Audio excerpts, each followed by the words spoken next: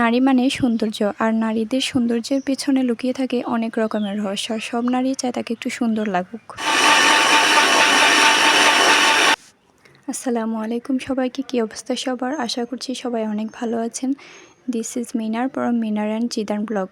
তো এই ব্লগে আপনাদের সবাইকে অনেক অনেক স্বাগতম। অনেক দিন পরে আমি একটা ব্লগ নিয়ে এসেছি। আজকে আমার প্রচুর পরিমাণে হেয়ার ফল হচ্ছে, চুল পড়ে যাচ্ছে।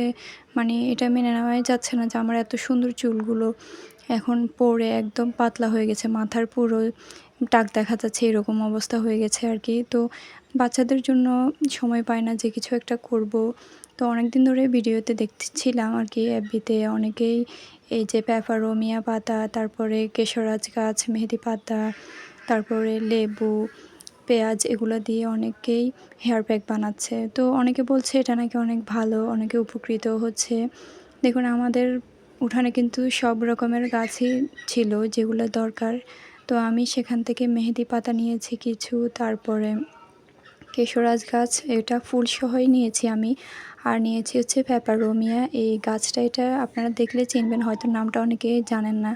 তো এখানে আমি একটা পেঁয়াজ দিয়েছি ছোটো সাইজের।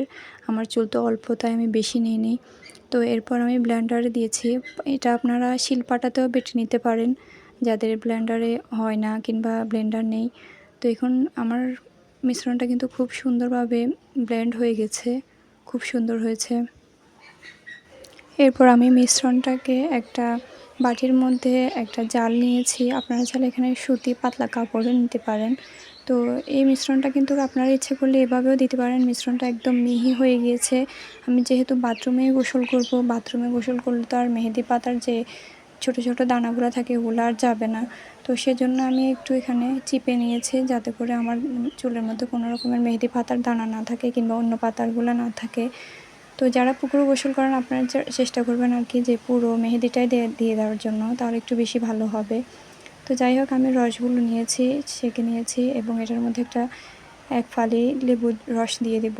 এখানে বেশি লেবুর রস দেওয়া দরকার নয়, লেবুর রসটা দিলে চুলটা একটু সিল্কি হয় আর কি।